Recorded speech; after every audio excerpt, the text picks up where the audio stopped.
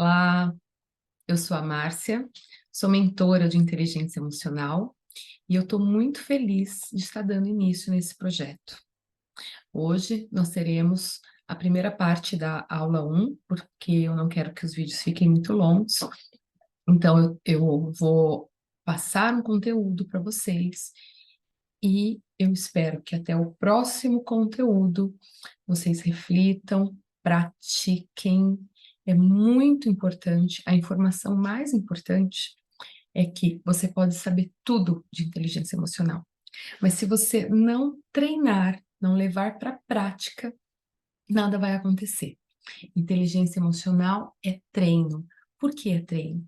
No decorrer de todo o conteúdo você vai compreender melhor, mas a princípio é importante você saber que nós aprendemos por forte impacto emocional ou repetição. Essa repetição, para funcionar, para criar um novo comportamento, ela precisa ser consciente, intencional, deliberada. Então, você precisa, ao longo da semana, praticar e saber que está praticando e saber por que está praticando. Porque isso vai fazer com que o seu cérebro queira continuar praticando a partir dessa satisfação que você sente em estar conseguindo esse comportamento novo. É claro, eu também não quero que você se cobre muito, né? Eu quero que você esteja atento e presente no que você deseja, mas eu não quero que isso se transforme numa cobrança, num julgamento, um motivo de comparação. É importante que a gente saiba que cada pessoa tem seu tempo, tem seu ritmo, e entre a intenção que nós temos, tem aquilo que a gente consegue. E aí a gente comemora o que consegue. Eu só me comparo comigo mesma. Se hoje eu estou melhor, mais atenta, mais presente, mais consciente do que eu estava ontem. Combinado? E vocês têm liberdade para falar comigo, entrar em contato, se tiver dúvidas, se tiver alguma questão que não está coerente para você, por favor, entre em contato comigo, ok? Então, hoje nós vamos começar a primeira parte da nossa aula 1. E essa aula se chama Conexão. E o objetivo dela é que você possa definir qual é a dor que você vai trazer para esse trabalho. É claro que a partir dessa primeira dor, onde você vai treinar todos os exercícios que que eu vou propor aqui, você vai aplicando isso em todas as outras. Umas com mais sucesso, outras com menos sucesso, mas eu garanto para você que não tem como não melhorar. Eu falo pela minha própria experiência. No começo, precisa ser intencional e presente para que esse comportamento se torne recorrente, se torne um caminho neural aberto na sua mente e possa se tornar uma resposta viável, até se tornar uma primeira resposta, né? Então, isso é muito importante. Mas vai chegar um momento em que ele vai também se tornar automático. E aí você só vai colher os frutos desse trabalho que você está tendo agora no começo. Então, primeiro a gente planta, a gente rega, né? Vai cuidando, estando presente, e quando vê, você colhe os frutos de todo esse trabalho. Então, esse é o meu desejo para você. Então, vamos definir esse objetivo, né? E onde você quer chegar? O que é possível para você melhorar nesse comportamento, né? E vamos identificar também alguns programas emocionais. O que são programas emocionais? São o sistema de crenças que cada um de nós criou durante a vida, né? Desde que éramos bebezinhos, as nossas crenças já estão sendo formadas. Então, nós temos crenças mais superficiais, que a gente consegue mudar com mais facilidade, e nós temos crenças internalizadas, arraigadas, que viram o mundo onde a gente vive.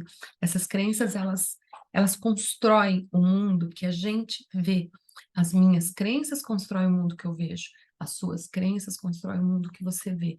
E quando nós temos crenças limitantes, o nosso mundo é limitante. Então, conforme a gente vai Conhecendo isso e ressignificando, nós vamos transformando o mundo no qual a gente vive. Combinado? Então, isso é maravilhoso. Isso transforma o mundo da gente, coloca uma lente nova, né? Nesse primeiro momento, nós vamos também aprender a nos desidentificar dos problemas. O que significa isso? Os problemas existem e sempre vão existir. Mas a minha paz não pode depender disso, né? A minha paz interior vem de eu saber, de eu compreender que eu estou fazendo o meu melhor. Quando eu tenho essa consciência, quando eu sei quem eu sou, conheço meus limites, minhas fronteiras, né?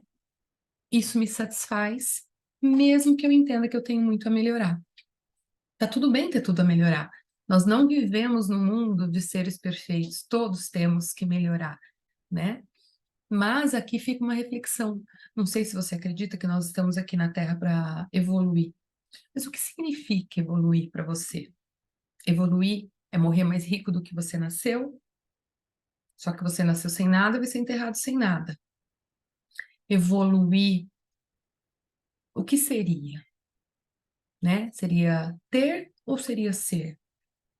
Eu deixo a sugestão para mim, na minha crença, evoluir é a minha consciência, né? É eu estar mais consciente quando eu estiver para morrer do que quando eu nasci, né? Independente dos meus recursos materiais.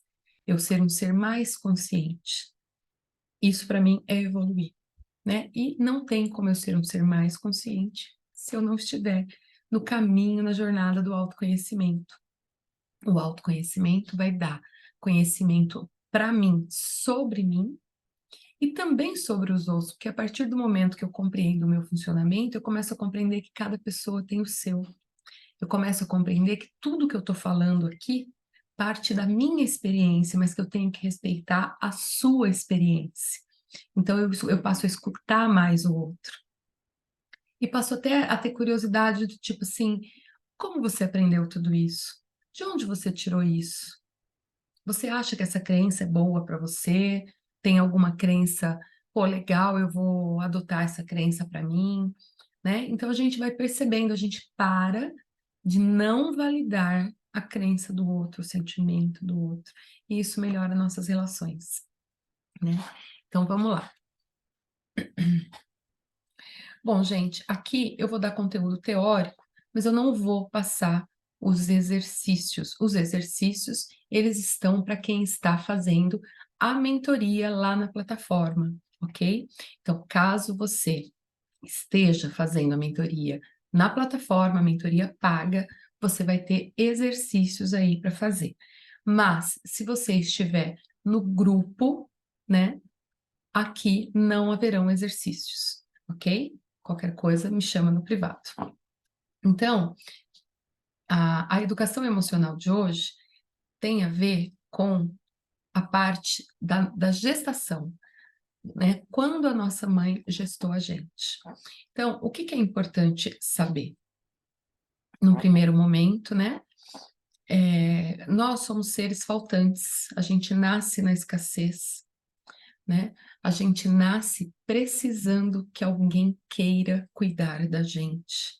E o nosso cérebro, apesar de sermos bebês, o nosso cérebro sabe disso, né? Por isso a gente aprende a pedir, a mostrar as nossas necessidades, mesmo que ainda não saibamos falar, né? Cada bebê desenvolve estratégias para chamar a atenção dos adultos. Conforme eles vão crescendo, as estratégias deles vão ficando bem mais claras, né? Então, isso, na verdade, começa lá na gestação. Então, quando sua mãe estava grávida de você, na vida dela, ela passou por muitas situações.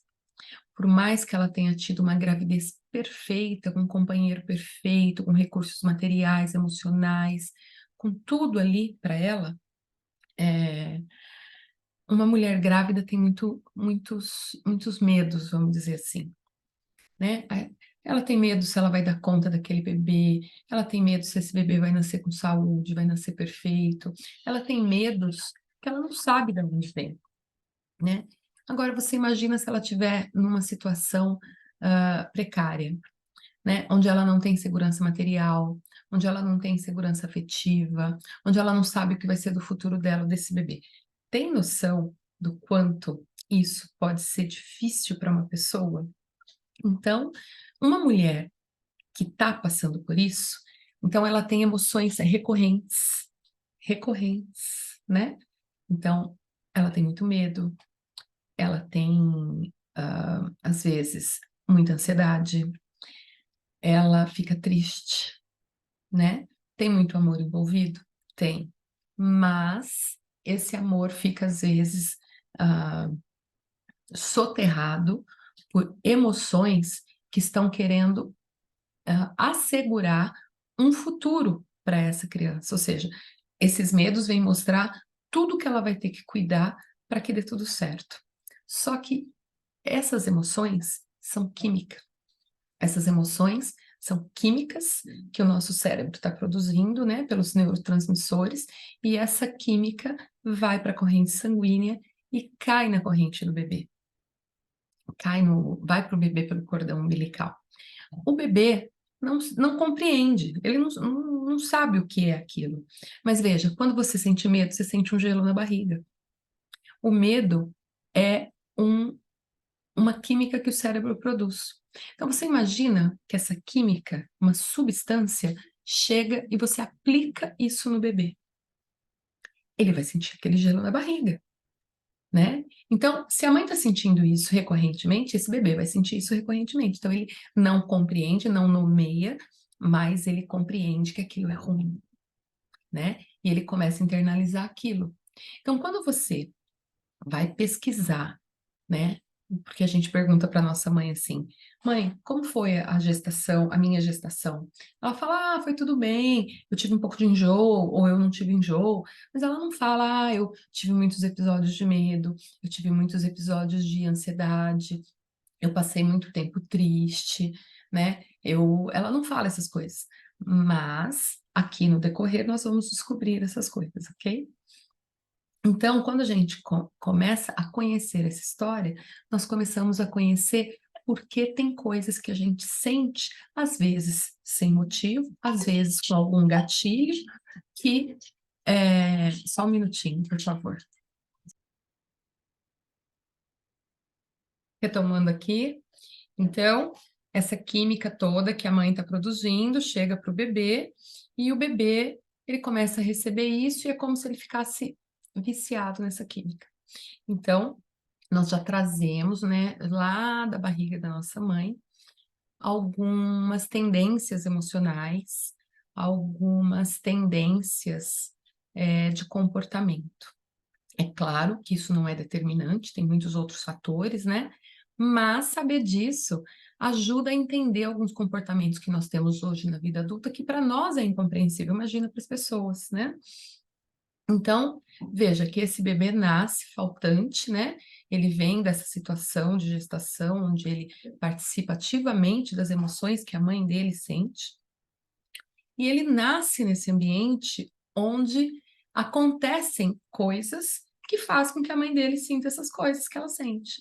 E ele começa a ter também um reforço, que pode ser positivo ou negativo, né? Ele começa a ter uma experiência nesse ambiente que vai reforçar esses comportamentos, né? E as crenças dele começam a se formar justamente nesse momento onde ele começa a ter que lidar com esse ambiente para conseguir existir, para conseguir comer, conseguir carinho, conseguir atenção, né? Conseguir toque. Então, esse bebê vai criando estratégias que vão formando os programas emocionais dele, que são como se fossem programas instalados para cada situação, né? Vai se internalizando os primeiros gatilhos, né? Os primeiros vieses. Então, essa fase é a fase que o bebê recebe mais informação na vida dele. E, como é um ser faltante, nasce precisando de atenção para poder sobreviver, esse instinto de sobrevivência do bebê, né? Produz nele as maiores buscas da vida do ser humano, minha e sua. Nós buscamos por reconhecimento, por amor, por aceitação, por pertencimento. Então, como a gente nasce nesse vazio, nós estamos buscando alguém que nos aceite, que nos reconheça, nos olhe, né? Que nos dê pertencimento, um lar, umas raízes, né? Só que aí a gente, como a gente vai buscar isso fora desde que nasce, então a gente aprende a passar a vida buscando fora. E o que nós vamos aprender daqui para frente é a diminuir essa dependência emocional externa e a começar a se voltar para dentro. E eu vou começar a buscar o meu próprio reconhecimento, a minha própria aceitação, o meu pertencimento ao mundo que eu criei para mim, né? E esse amor, que é o meu amor próprio, porque agora eu não vou mais buscar lá fora, agora eu busco aqui dentro de mim. Então, esse saber disso faz com que toda vez que eu olhe para fora e sinta esse vazio, eu fale, por que que eu preciso estar presente? Porque eu preciso perceber isso, voltar para dentro e falar, não, eu me aceito, eu me reconheço, eu tenho meu próprio pertencimento. E isso não quer dizer que eu não vou interagir, que eu não precise das pessoas, eu continuo precisando sim me relacionar e rir com as pessoas e conversar e ter essa troca é muito saudável, eu preciso disso, mas eu não dependo mais disso para ser feliz, certo? Isso é parte da minha felicidade, mas não é mais a minha felicidade completa, né? Grande parte dessa felicidade, desse reencontro agora acontece comigo mesma. E é claro, né? Eu fico muito feliz com as interações, não é? Eu não quero que isso seja entendido como um caminho de isolamento, um caminho de não se relacionar. Eu me relaciono, mas agora eu sei quem eu sou e eu sei quem o outro é, né? E se eu quiser me misturar, eu estou consciente disso. O melhor ser é o ser consciente, né? Não tem problema se eu resolver fazer uma coisa que eu mesma julgo que eu não devo fazer, mas eu estou consciente da minha escolha, ok? Então, é, nossa primeira aula, falamos sobre a gestação e as interpretações e os significados que os bebês dão, que nós bebês damos para as coisas que as nossas mães sentem, né? Falei sobre o nosso medo da rejeição e a nossa busca de aceitação, reconhecimento, pertencimento e amor, que agora a gente vai começar a voltar para dentro. Falei dos programas emocionais que foram criados lá desde a gestação e que muitas vezes nós estamos ainda usando os mesmos programas emocionais, só que agora nós somos adultos, não somos mais criança, né? Adultos conseguem conversar, dialogar, fazer acordos, ok? E falei sobre novos caminhos neurais. Precisamos repetir, visualizar e ter uma ação na direção desse comportamento que nós desejamos, esse novo comportamento, essa nova forma de reação ou ação.